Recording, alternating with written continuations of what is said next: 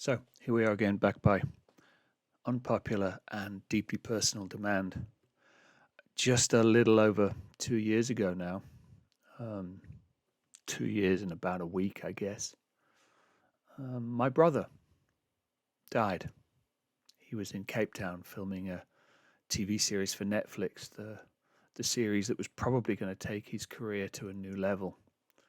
And at 49 years old, he had a massive heart attack, and suddenly he was gone, leaving behind a wife, two young children, and a grown child, and a whole ecosystem of people that could not believe that a man who was so full of life and so fit and healthy and incredibly strong in so many ways was just no longer with us. Now, it's no guilty secret. It's no secret at all. I'm certainly not guilty. Marc and I were not the closest brothers that ever lived. Indeed, we probably were at our best when we worked together, which I was lucky enough to do over the years. First giving him jobs to keep him alive, but ultimately partnering with him in the creative process. He was an incredibly talented director of photography, among so many other things. It's not an exaggeration to say that I lived in the shadow of my younger brother for most of my life. He was, and death is not defining this description, he was an astonishing human being. He was an artist. He was a sportsman. He was almost sarcastically attractive. He was fit. He was healthy. He sang in a band many years ago, and everything he did effortlessly, and he did brilliantly. He had a golf swing that would make Kevin Costner in Tin Cup look like a bit of a hack. Marc was an incredibly supremely talented human being, and this particular song, of all the things that he wrote in a very short career as a musician, I think this particular song, I Will Not, best captures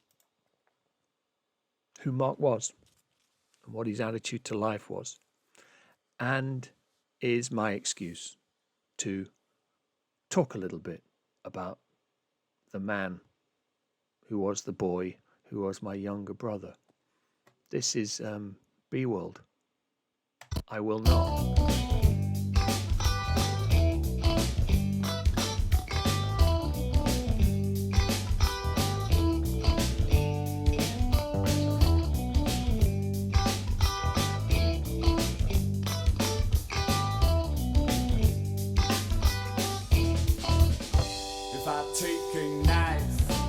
I'll be safe, I take a life. It's out of place, take my hand. In someone's face, I will not live my life. That's the way, yeah. I'll take a line. If you pay, I won't cry. If you take it away, I ain't lying. When I say I will not live my life, that's the way, yeah. I will not know, I will not know. So, yeah, written by a young white guy in, I'm going to say, the early 90s, very much influenced by the Chili Peppers. Marc had been, to some extent, a dedicated follower of fashion when it came to music and all sorts of things. But he kind of settled on this very funky groove and very quickly got into this band and very quickly took the band to the top of the charts and almost signed an album deal. That's a sad story. But this song is written by a young white guy in what was even then, in the early 90s, one of the most aggressive and dangerous places to live in the world, Johannesburg. A funky and groovy place, without doubt, but a pretty dangerous place. And I always loved this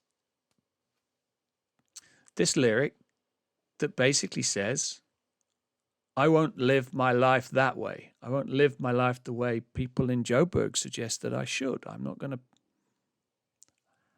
to live my life with my fists. I'm not going to live my life with a knife in my hand. I'm not going to, I'm not going to punch people in the face. But I'm also going to party. I'm going to take a line if you offer it me, but if you don't, I don't mind. Marc was an incredibly intense human being, but at the same time, he was way, way, way more laid back than me. He would laugh his ass off to be seeing me doing this. He would think it was bizarre and unreal because I don't think he ever needed anybody's approval.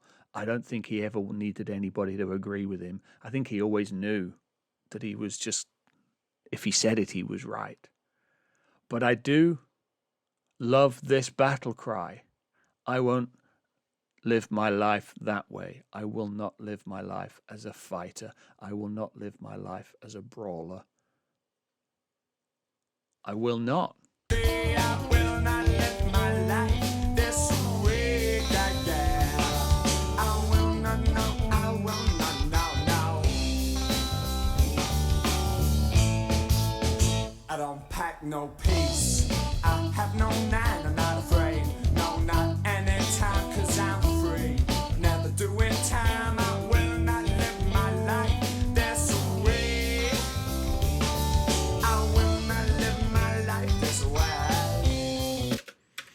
It always amused me to have Marc throwing lines about not packing a piece, not having a 9mm on his hip. But the deeper thing here is I'm not afraid. No, not any time, because I'm free.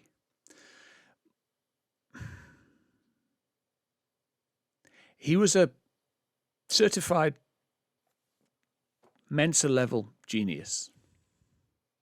He was so pretty that when he was a kid, 3 little girls used to sit under a streetlight outside our house in the north of England, hoping he came out so they could see him. And because he was so supremely cocky and confident, he never bothered, because they weren't anything to him, and he didn't feel the need to pander to them. But as a definition of a kid who, when he played football, if you put the ball to his feet, he scored a goal. If you didn't, he didn't chase it because he didn't need to. When he decided and set out to be a musician, he wrote lyrics that actually meant something, and he took his band to the top of the charts, and they played support for Bon Jovi when they visited Joburg, and Jethro Tull. I saw that one. Aha, I saw that one. They were the real thing. They were a white rock act in a market that didn't support such a thing before he'd ever thought about the possibility of supporting such a thing. Marc was free and talented and incredibly gifted, but he didn't have a checkbook till he was 30. He spent some time living in a caravan in my back garden. If he made a sandwich in the kitchen, you would get home and find the bread and the knife and the cheese and the crumbs as the evidence of the sandwich. He was a pain in the arse because everything came easily to him for a long time. Until, funnily enough, he met his second wife. And she made his life hard because she made him rise to her expectation of him and was probably the making of him and gave him the motivation to go on and build a career that was just really about to take off. At 49 years old, he was shooting a Netflix TV drama. It was going to be the next level when he became free in the ultimate way. But that's a little taste of Marc, the kid who got into a fight with me one Saturday afternoon about what we would watch on the television and threw a knitting needle that went into my arm. which I then had to pull out. And if there's anything worse than the feeling of something penetrating, it's the feeling of having to pull it out afterwards. And then we had to work out what to say to my parents when they came home so we wouldn't get into trouble. Mark, the kid who was told not to at probably 5 or 6, was told not to carve the work table we were making Airfix kits on with that knife that was sharp, and said, "No, it's not, look." And with the blood gushing from his finger, running towards the house, said, "Don't tell my mum what I did," because he was more bothered about getting into trouble than about the injury he'd done himself.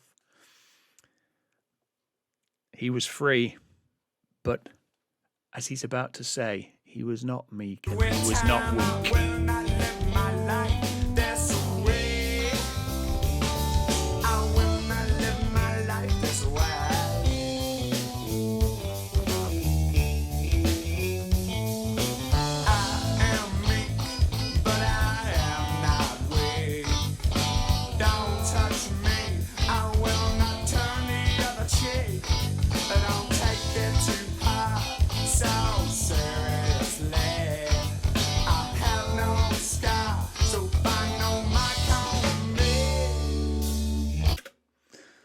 I loved that line from the first moment I heard it. I am meek, but I am not weak. It defines Marc. At 49 years old, he was still playing football in the Sunday leagues with his mates. And as the least sporty human being in the world, I can only speak from what I have been told.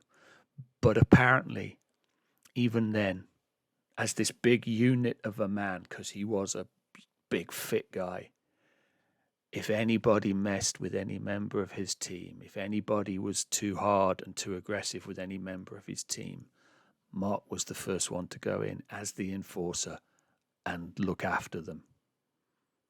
And yet he was not a fighter, he was not a brawler, he was not a battler, but he had this incredible sense of the desire to protect the people who were his tribe. And that idea of this older man who would come in and would take your legs out from under you if you overstepped the mark, that is this guy here. Don't touch me, I will not turn the other cheek. But the other guy is, don't take it to heart so seriously. He'd be laughing at seeing me do this. He'd be laughing at the idea that I speak about him in any kind of glowing terms, because for most of our life, we barely connected. For most of our life, our ships passed in the night. I was a Rush fan. He was a Mud. I was an unattractive wallflower. He had little girls waiting for him outside under the street lights. Yeah.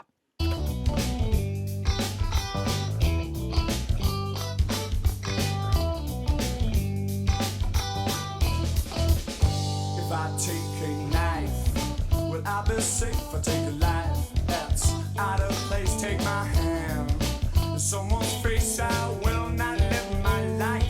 That's the way, yeah. I'll take a line. If you pay, I won't cry. If you take it away, I ain't lying. When I say I will not live my life, that's the way, yeah. I will not, no, I will not, no. I believe in peace. I commit no crime, I'm not afraid. No, not anytime, cause I'm free. Never doing time, I will not live my life. That's the way. I will not live my life, that's the way. I believe in peace is the new refrain. I commit no crime, I'm not afraid, no, not any time. One of the amazing things when we paid homage to Marc after he was gone was the number of young filmmakers who came up and spoke at length about how he had empowered them, how he had taught them, mentored them, how he'd been there for them in in helping them to become the filmmakers that they had become. This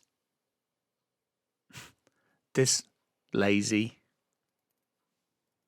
deeply infuriating hooligan who had thrown a party at our parents' house, trashed the place, and then left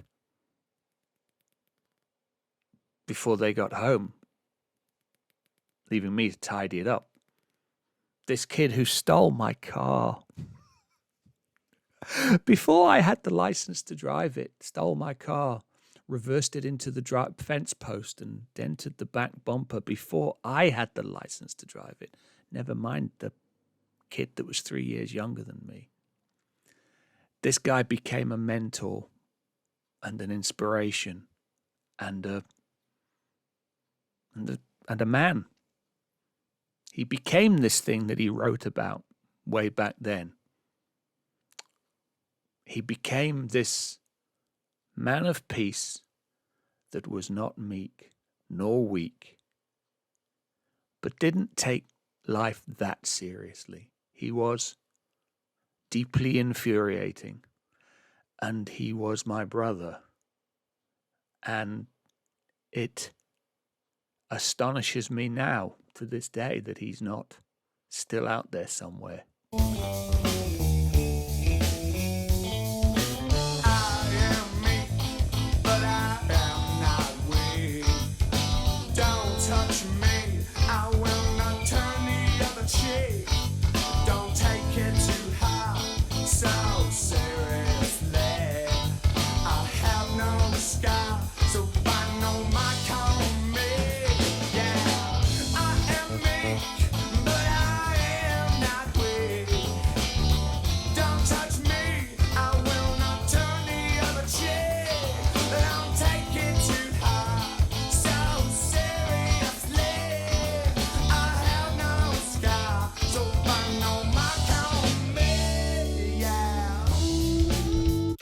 So before they launch into some light Belgian jazz, this funky band from Joburg that is about to get strangely jazzy, that's Marc right there.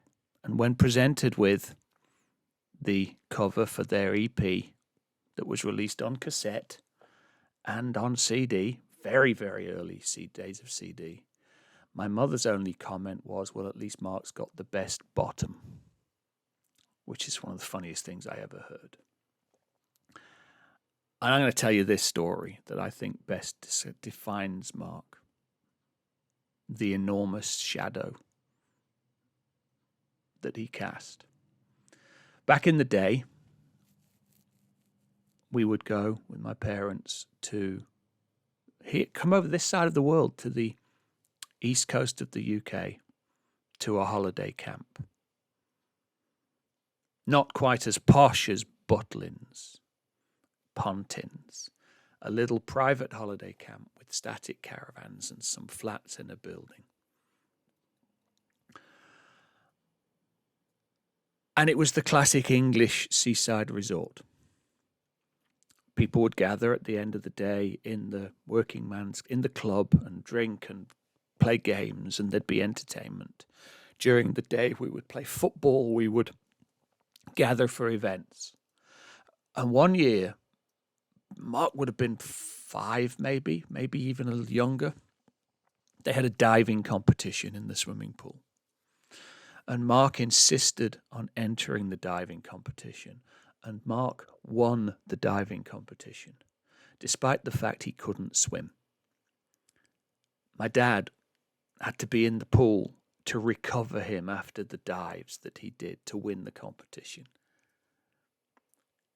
A kid who couldn't swim insisted on diving into the pool because he wanted to win. And because he was fearless and absolutely unafraid. No, not any time.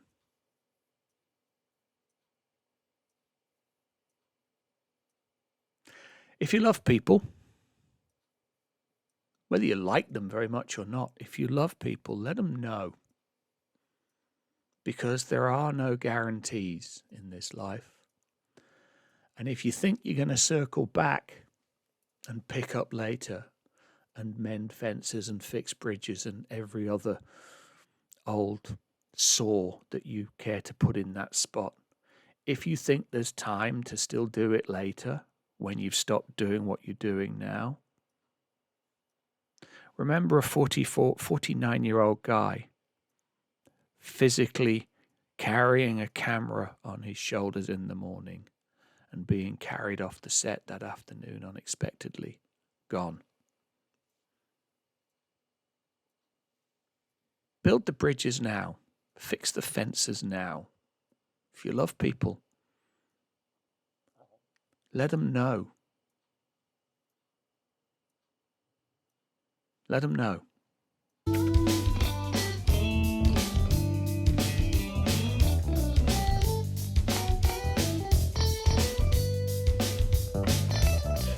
Like Belgian jazz.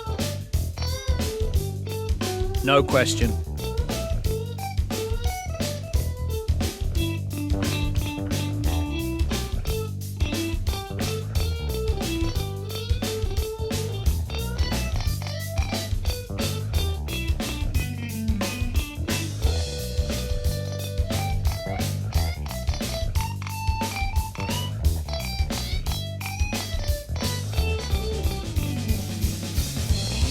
But here he comes.